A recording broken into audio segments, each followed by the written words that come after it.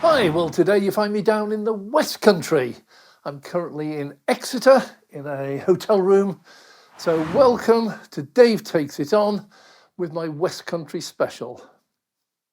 Now on the way down here, I had reports from viewers that there was something going on at Gloucester Services. Up until now, it was just two grid serve chargers, shared bay, 50 kilowatts, which were totally useless on the motorway services. So on my way down, I called in and wow, is stuff happening there. First of all, there were 6 chargers already installed, not yet connected, and those are dual bay 300 kilowatt chargers. They're of a new brand, which I've not come across before, but luckily I met up with one of the chief guys who were installing these, and they've got a story to tell. That's going to be the subject of another video because there's so much more happening. But for the moment, all you need to know is that these are installed. They're waiting for the connection, which they're told will be March, which is only a few weeks away now. And those will be 12 bays, northbound and southbound, respectively. So that will be a massive improvement. These are powerful units with power sharing between the bays. I'm told if one bay is occupied, you get the full 300 kilowatts. If 2 bays are occupied, you'll each get at least 150 kilowatts, but it's load sharing. So it prioritizes who needs it the most. Now from there, I came down to Exeter and obviously couldn't pass Exeter without a visit to the motorway services on the M5. This, as far as I'm aware, is still the largest installation in the whole of the UK for ultra-rapid chargers. Here there are 32 Tesla superchargers, all the V3s, all 250 kilowatts, and there are 24 grid-serve 350 kilowatt chargers, all single bay. Some of those chargers have the dual plugs with CCS2 and CHAdeMO, but all obviously have CCS2. And right down the bottom of the charger, there are 4 Type 2 chargers. These are 11 kilowatts, I believe, and they call it fast charging, but it's actually slow charging, trickle charging. Well, the scene there is absolutely amazing. I've never seen so many chargers in one place, and the site was working reasonably well. I say reasonably well, there is a basic design flaw, and it's so easy to solve, and yet nobody's doing it. I'm forecasting for Easter, this site is going to become virtually unusable, and there was no need for it whatsoever. I am in contact with the manager of the services and trying to see if there's something we can do. But for the moment, what they have is a crazy system whereby one of the exits comes back up past the front of the grid serve chargers. And so at busy times when there's a constant stream of traffic trying to get out of the services, the cars already in the chargers charging cannot get out. They can't reverse out. And when they do eventually reverse out, it blocks the whole of the traffic leaving the services. It's absolutely lunacy. And the simple answer is there is a second exit right down the bottom of the charger, and it just needs a one-way system. Come in at the top of the hill, do all your charging, head out to the bottom of the hill and work your way round and out back onto the motorway. So simple. Why has someone not done this? But I'm forecasting that unless someone changes something, I personally would avoid this. Now, the Tesla superchargers are not affected. They're not located in a stupid place. They're quite logical. But if the whole of the services gridlocks because of the location of the second exit, then even the Tesla superchargers will become virtually gridlocked. So I'm not looking forward to this, but I will keep up with this and follow the news. While I was there, I had 2 major developments. The first of those was I met another film crew and they were filming, and this is going to be the subject of a separate video because they are absolutely amazing what they're doing with EV chargers.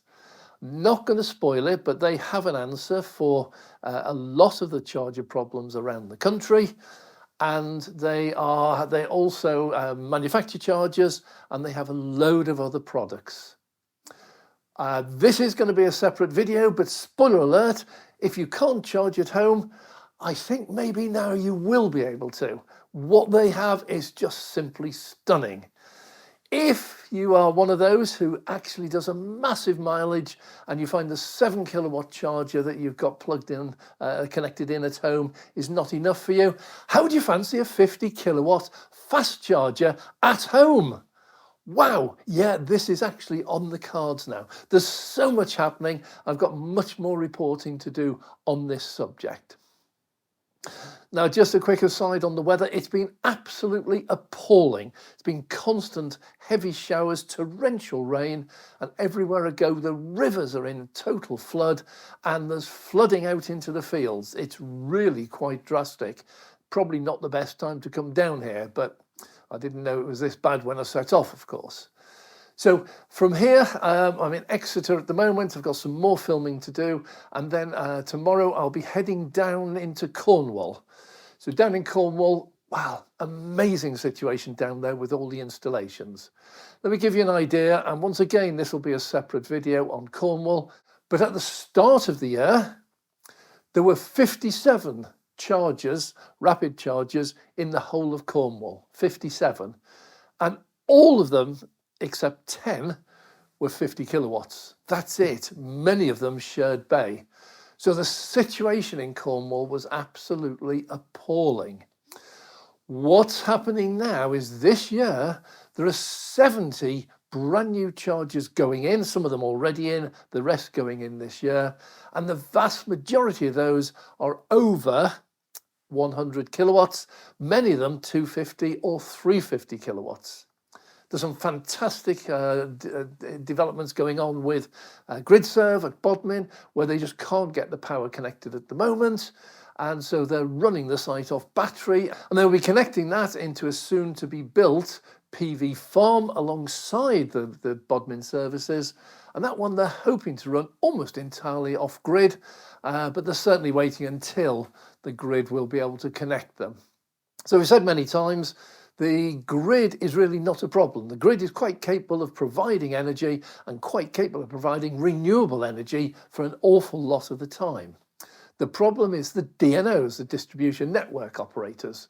And these are the ones who take what is effectively a massive ring main around the country at about 100,000 volts, 200,000 volts, 300,000 volts, and then they bring it down into substations so that people can actually use it. They are the ones who've got the backlog. So there's plenty of power, absolutely masses of power out there. The infrastructure is in place. It's just that the DNOs are really dragging their heels and taking absolutely ages just to do that connection from the ring main into a substation. That's all we're waiting for. So some people are starting to take this into their own hands, and they're appointing independent connection providers, and these are the ones who will actually do the work that the DNO is supposed to be doing. Now, they're not allowed to do the final connection. This is a bit like home electrics. You're not allowed to rewire your house, for example, and connect it into the mains. You need to have a qualified, certified electrician.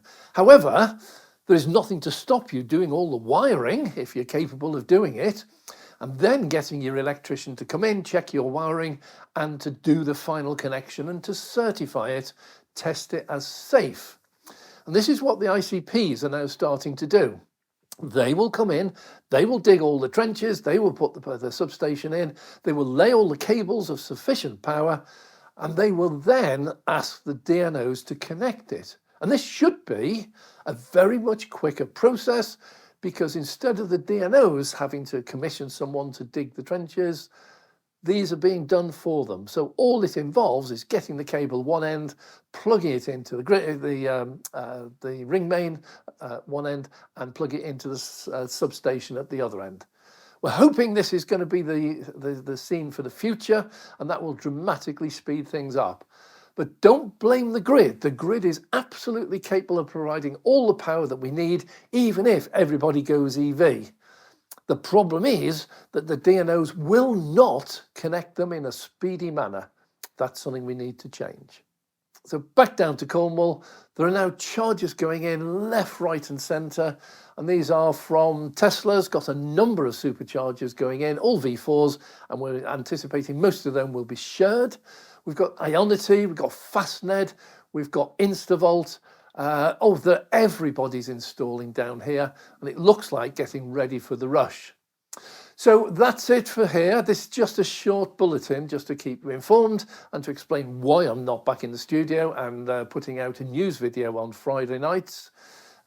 But my initial advice to you, if you're heading down to Cornwall or Devon, this includes Torquay of course, this Easter, I would avoid like mad stopping off at Exeter Services. Horrible to say because it is such a superb location and such a superb installation. It's just been ruined by somebody with no thought whatsoever to how it would work once they were all connected. I will keep you informed if anything on that changes, but with most cars today having a range of about 200 miles, it does mean you can actually set off from London or from Manchester, and as long as you top up before you get to Exeter, and Gloucester Services might be a good way if you're coming down from Manchester, charge up before you get to Exeter, and then your range will take you right the way down to Land's End if that's where you want to go.